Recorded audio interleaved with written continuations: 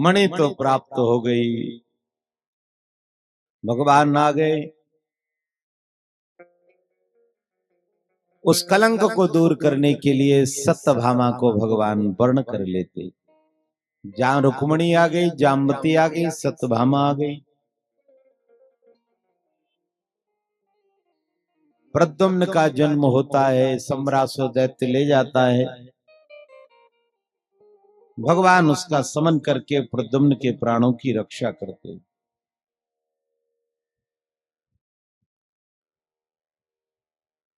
आज सत्राजित का वध करके सद्धन्वा इष्मंतक मणि की चोरी कर लेता है और वो मणि को चुपचाप छिपाकर कहाँ रख देता है? अक्रूर जी के भवन।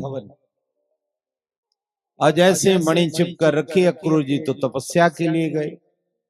लौट करके आए तो पूरा कमरा सोने से भर गया। अष्टभार सोना नित्य प्रदान करती। अक्रूर जी ने कहा धन हो गया है तो या तो धन का उपभोग करो और भोग से अधिक हो तो दान करो, नहीं तो नाश तो होना ही है। क्या करेंगे? दान करना चाहिए। तो अक्रूर जी ने भर के गाड़ियों में सब सोना काशी पहुंचे, यज्ञशाला बनवाई, बढ़िया चमचमाते हुए सोने के कलसा, सोने की यज्ञशाला, सोने की पत्तलें, थालियां, ब्राह्मणों के लिए स्वर्ण के पात्र दिए। बहुत बड़ा यज्ञ किया। कन्हैया को पता चल गया कि काका जी बहुत बड़ा यज्ञ कर रहे हैं। पूरे जय जयकार हो रही समाज में। कन्हैया ने मारी गदवद पहुंच गए काका जी के पास, और जो सब लोग निवृत्त हो गए कार्य से तो काका जी के कक्ष में पहुंचे और पकड़ी चोटी कन्हैया ने एक मुष्टिका दिया। काका जी बताओ ये कहां से आया सोना?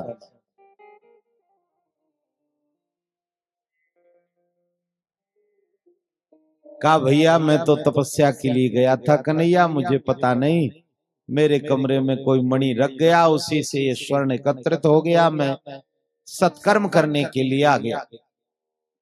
कहा जो मेरे सामने बोल रहे हो ये दाऊ भैया के सामने बोलो जाकर। हम दोनों भाइयों में संपत्ति को लेकर के मन मुटाव हो गया है। वो सोच रहे दाऊ भैया ने मणि को रख ली, वो सोच रहे कन्हैया ने रख ली। आप चलो जाकर के बोलो कि ये घटना है, सद्धन्वा मरते समय मेरे यहाँ रख गया था। जाकर के जो ही दाऊ भैया को बताया, दाऊ भैया के नेत्रों में जल आ गया। मैं तो जानता था मेरा कन्हैया मेरे साथ कभी छल नहीं कर सकता। अब तू जान, तेरी रामलीला जान, मैं तो तपस्या के लिए निकल पड़ा। फिर तीर्थाटन के लिए दाऊ भैया चले जाते हैं। अब कलुष भाव आ गया, इसका पाप का प्रायश्चित करूं तीर्थों में जाकर। भगवान इधर आनंद कर रहे हैं। कालिंदी, मित्रविंदा, सत्या, भद्रा, लक्ष्मणा, इन 5 कन्याओं को वर्ण कर लेते हैं। राक्षस मुर का वध होता है। भौमासुर के वध के पश्चात शायद 16,000 कन्याओं ने एक साथ भगवान की प्रार्थना की और उनको वर रूप में स्वीकार कर लिया है। भगवान 16,000 विवाह एक साथ कर लेते हैं। बोलिए बाल कृष्ण भगवान की।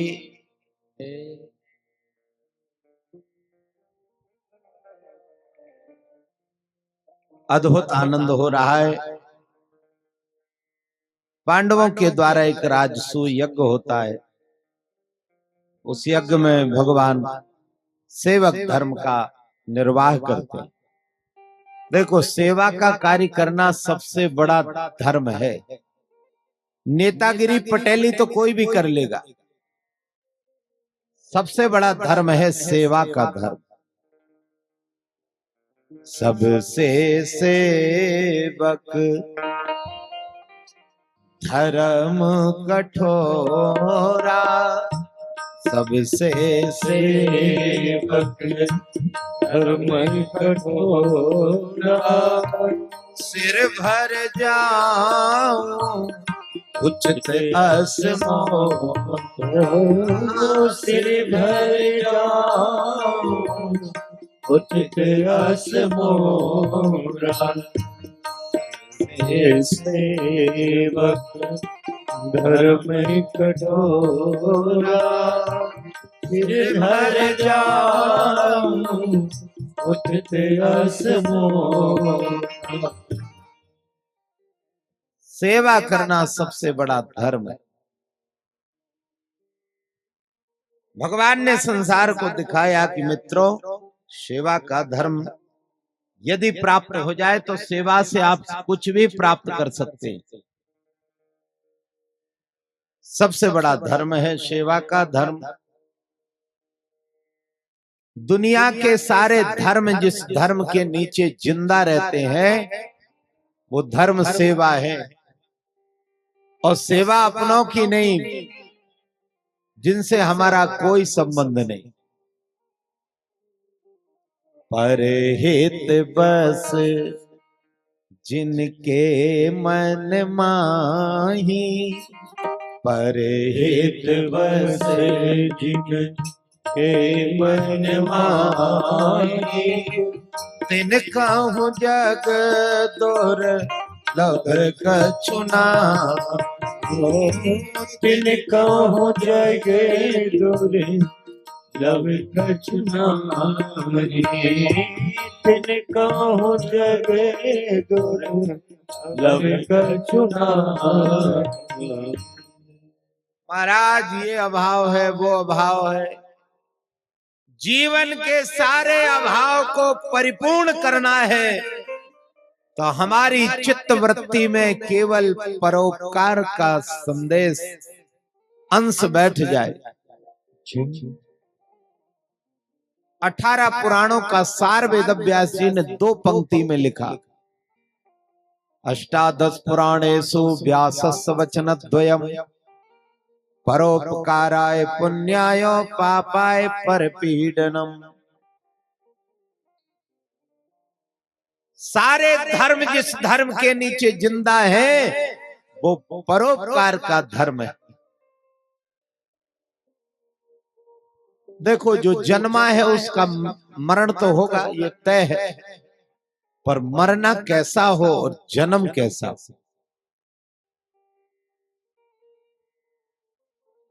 मरने पर लोग आंसू गिराएं कि यार बहुत अच्छा आदमी था, समाज सूना पड़ गया,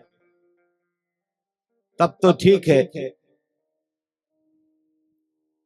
और मरने के बाद लोग कहें कि समझ लो अच्छा हुआ, मोहल्ला सुखी हो गया, कम से कम समझ लो ये नरक ही गया है। गोस्वामी जी ने बड़ा प्यारा दोहा लिखा। मुए सभी मर हैं सभी, घड़ी पहर के बीच, पर गीधराज सम आज लो, भई न काहूमी।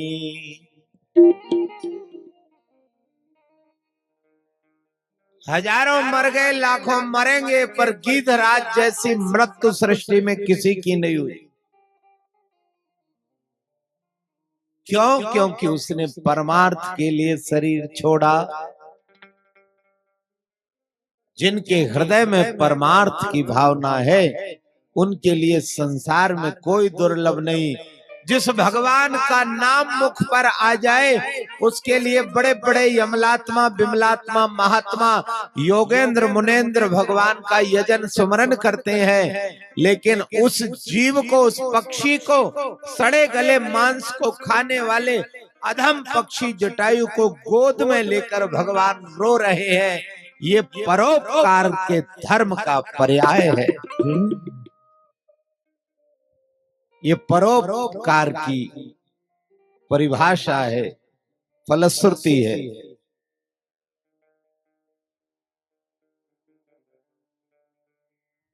गीध देह तज धरि हरि रूपा, गीध देह तज हरि हरि रूपा, गीध देह तज हरि हरि रूपा, गीध देह तज हरि हरि रूपा। आप शब्द पर ध्यान दें, गीध देह मुक्ति नहीं हुई, क्या हुआ का साक्षात भगवान ने सायुज्य मुक्ति, सारूप मुक्ति, सादेश मुक्ति, शालोक्य मुक्ति रूप भी दे दिया, अपने धाम भी बुला लिया और पास में भी रखा। सायुज्य मुक्ति, सारूप मुक्ति, सामीप्य मुक्ति और शालोक्य मुक्ति, चारों मुक्तियां प्राप्त हुई जटायु जी की। गीध देह तजा तो क्या बने वो, ब्राह्मण बने, क्षत्रिय बने, वैश्य बने, का नहीं, साक्षात भगवान बने। कोई महात्मा शंकराचार्य, रामानंदाचार्य मरने के बाद देवता नहीं बने। यधम पक्षी जटायु है जिसने गीध का शरीर छोड़कर भगवान का रूप धारण किया। ये है परमार्थ की फलश्रुति। गीध देह तज धरि हरि रूपा, भूषण बहुपट पीत अनु, भूषण बहुपति पीत रूपा, भूषण बहुपति हरि रूपा। परोपकार के लिए कई लोगों की शैली इतनी विनम्र होती कि बात करने में भी अच्छा लगने लगता है, और कई लोग इतने खड़ूस शैली है। एक महात्मा कुंभ जा रहे, इटारसी स्टेशन पर बैठे, वहीं स्टेशन के बाजू में एक मंदिर था। एक बहन आई, उसने सोचा साधु है, बहुत देर का बैठा है, भूखा। सुबह आई थी जल चढ़ाने, तब भी बैठा था, शाम हो गई दीपक लगाने आई, तब भी बैठा है। पूछा महाराज जी कहाँ जा रहे हो? कहा कुंभ जाना है, प्रयाग में गाड़ी रात को है। कहा महाराज जी आप तो सुबह के बैठे, क्या करें बेटी, कुछ खाया पिया नहीं, चलिए मेरी क्वार्टर है यहीं पास में।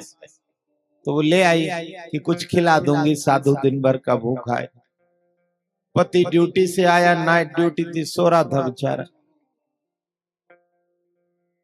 कहा बैठिए महाराज जी जल्दी से क्या बनाओ। तब तक महात्मा, कई लोगों की बोलने की शैली रहती है, महात्मा बहुत अच्छा नहीं बोलते थे, देखते ही बोले कि ये मकान तो बहुत अच्छा बना है लेकिन दरवाजा बहुत छोटा है। तो उसने कहा महाराज जी जैसी व्यवस्था हो गई समय पे बन गया। अब ऐसे ही मिला था, उस समय चौखट बड़ी नहीं मिली। अच्छा अच्छा, देखा ये कौन सो रहा? का पति देव। बताओ, हम बैठे यहाँ पति देव सो रहे। तो उसने जगा दिया, थोड़ा महात्मा है प्रणाम कर लो। तो वो बेचारा नींद में तो था, प्रणाम और कर लिया। कहा तुम्हारे पति इतने मोटे ताजे? तो वो बोली हाँ महाराज जी अब जैसे हैं वैसे ही हैं, और क्या मेरे हाथ में थोड़ी कुछ है। कहा मैं ये नहीं बोल रहा, मैं ये बोल रहा हूँ कि इतना मोटल्ला पति तुम्हारा और ये घर के अंदर मर गया तो गेट छोटा है, इसको बाहर कैसे निकालूं? और उसे आई गुस्सा, उसने अंदर चौका में जाके बोला पत्नी से कि ये पागल को कहां से पकड़ के लाया, इसको बाहर कर, नहीं तो तुझे घर से बाहर कर दूंगा।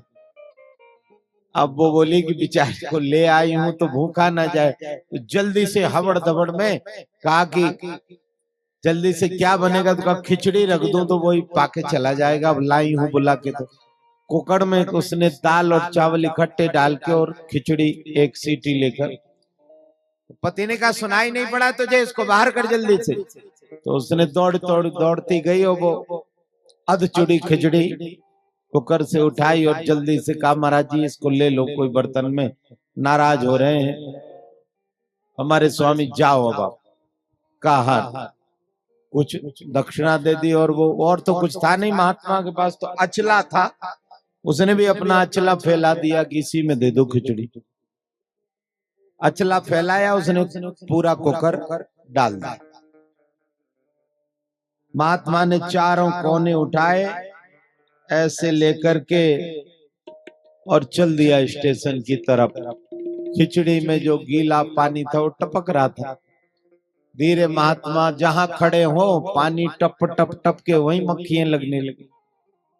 तो लोग कहे महाराज थोड़ा आगे, सीताराम आगे जाइए। जहां खड़ा हो वो फिर पानी टप के फिर मक्खियां लगने लगी। महात्मा को फिर आगे भगा दे। किसी ने खड़े नहीं होने दिया। एक बाबूजी खड़े थे बड़े गंभीर, उन्होंने कहा महाराज जी सीताराम यहीं खड़े रहो, कोई बात नहीं। ये बताओ ये पोटली में क्या टपकाते घूम रहे हो, क्या टपक रहा है? जो कोई परेशान स्वयं भी हो रहे और कोई आपको खड़े भी नहीं होने दे रहा, इसमें क्या टपक रहा है? बोले साहब क्या करें, हमारी वाणी का रस टपक रहा है। हम ऐसे बोले तो मैया ने कहा लो जो अब चूड़ी खिचड़ी हो जाओ। अच्छा बोलते तो क्यों ऐसा होता? कई लोगों के बोलने से रोग की, बोलने में ही दवा मिल जाती है, और कई बोले तो स्वस्थ व्यक्ति बीमार हो जाता है। इसलिए वाणी अच्छी बनाई। भगवान ने वाणी दी है तो बहुत अच्छा प्रेम से। मैं आपसे निवेदन कर रहा था, अगर हम कुछ कर नहीं सकते तो बोल तो अच्छे सकते। वाणी ऐसी बोलिए मन का आपा खोए, औरन को शीतल करे, खुद भी शीतल हो।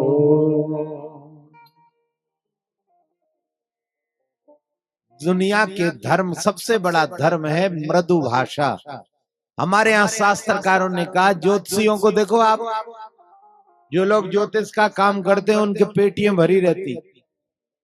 हीरा पहन लो, मूंगा पहन लो, पुखराज पहन लो, गोमेद पहन लो, पन्ना पहन लो तो ऐसा हो जाएगा वैसा हो जाएगा। ये रत्न है, ये सारे रत्न हैं। 50-50 हजार का एक एक पत्थर दे देते हैं लोगों को, आपकी राशि ठीक हो जाएगी, ये पत्थर पहनो। हमारे शास्त्रकारों से कहा गया, क्या सच में दुनिया में रत्न होते हैं? और ये पत्थरों के रत्नों को पहनने से क्या भाग्य बदलता है? धर्मशास्त्रियों ने बड़ा प्यारा उत्तर दिया। वो कहते हैं, पृथिव्यानि त्रीणि रत्नानि। भाई ज्योतिषी अगर कोई रत्न बता रहे हैं तो होते होंगे, मुझे उससे कोई लेना देना नहीं है, वो जाने और तुम जानो। पर धरती पर 3 रत्न हैं, उन रत्नों के बिना व्यक्ति जिंदा नहीं रह सकता, हम उसे रत्न मानते। क्या है? कहा पृथिव्यानि त्रीणि रत्नानि, जल अन्नम सुभाषितम, मूढ़ै पाषाण खंडेषु रत्न संज्ञा विधीयते। धरती पर 3 रत्न है, पवित्र जल, शुद्ध भोजन और मीठा वचन। हमारे घर की बहू बेटियों को आप सोने चांदी में पूर दीजिए, लेकिन अगर 2 शब्द मीठे बोलना नहीं आएगा तो आग लगे तेरी संपत्ति पर। कम से कम बोलना तो सीखो साहब। व्यक्ति हीरे जवाहरात सोना के बिना जिंदा रह सकता है, चांदी के बिना जिंदा रह सकता है, हीरे मोती के बिना जीवित रह सकता है, पर जल, अन्न और मीठे वचन के बिना कोई जीवित नहीं रह सकता। पृथिव्यानि त्रीणि रत्नानि जल अन्नम सुभाषितम मूढ़ै पाषाण खंडेषु रत्न संज्ञा विधीयता। इसलिए परोपकार सबसे बड़ा धर्म है। अच्छा, सबसे बड़ा सुख क्या है? का सत्संग। क्यों सुख है? यहाँ जितने लोग बैठे हैं सब मुस्कुरा रहे हैं। कथा में जब तक है तब तक ना तो आपका कोई कुछ बिगाड़ सकता, ना आप किसी का कुछ बिगाड़ सकते।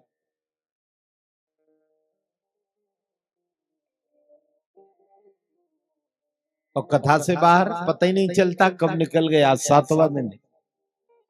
माँ साहब कह रहे थे महाराज जी समय का पता ही नहीं चला। आज हमारे लखन पटेल वो गुलाब जामुन की तैयारी में लगे, कैलाश पटेल मिलेगी कल, लेकिन तैयारी आज से ही हमारी तरफ देख ही नहीं रहे। जय, अच्छी चाशनी बनवाइए।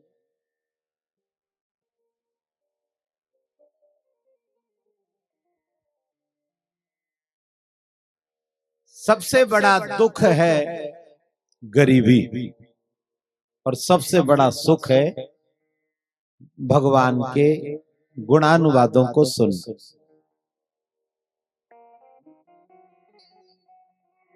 संत मिलन सम सुख जग नाही, संत मिलन सम सुख जग नाही, संत मिलन सम सुख जग नाही। हो नहीं दरिद्र सम दुख जग माही, नहीं दरिद्र सम दुख जग माही, संत मिलन सब सुख जग नाही, संत मिलन सब सुख जग नाही। ओ नहीं दरिद्र सम, नहीं दरिद्र सम दुख जग माही, संत मिलन सम संत मिलन सम सुख जग।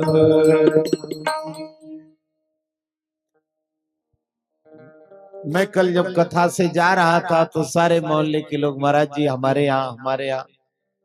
तो मैंने कहा आज तो लेट हो गए, संध्या वंदन करना है, कल हम आएंगे। तो मैं तो कह के भूल गया। आज सुबह सारे मोहल्ला के लोग अपने अपने घरों में थाली सजाकर चौक डालकर दीपक जला के बैठे थे कि महाराज जी ने कहा आएंगे, और हम पूजन में लग गए। 10 बज गया, 10:30 हो गए, तब कोई गया धीरे से, कहा सारे लोग आपकी रास्ता देख रहे हैं, आपने कहा था हम आएंगे। मैंने कहा मैंने तो ऐसे ही कह दिया था। बोले नहीं, वो तो सब प्रतीक्षा कर रहे। जल्दी से अपना काम निपटाया, आया दौड़ करके सबको क्षमा मांगी, थोड़ा 5-5 मिनट सबके यहाँ बैठा। जिसके यहाँ गया उसकी आंखों से आंसू गिर रहे थे और उनको इतनी खुशी थी जितनी खुशी हम लोगों को श्री राम लल्ला के अयोध्या में विराजने पर होती होगी, वही खुशी इन मोहल्ला वासियों को मेरे जाने पर हो रही। जय हम लोग तो 5-7 दिन के लिए आए, 7 दिन के लिए कल अपने घर चले जाएंगे, पर हमने क्या इनको कौन सी संपत्ति दे दी? या 2-4 एकड़ जमीन दे दी जो इतने खुश हो रहे थे। ये सत्संग की महिमा है, भगवान के चरित्र की महिमा है, भगवान के भजन की महिमा। जो निरंतर भजन करता है, निरंतर भगवान के गुणानुवादों को गाता है, सुनता है, कहता है, उसके ऊपर भगवान की कृपा होती है और वो जो उपाय बता देता है उससे समाज का मंगल हो जाता है। जय आनंद टीवी से जुड़ने के लिए आप हमें व्हाट्सएप करें 9277395752 पर।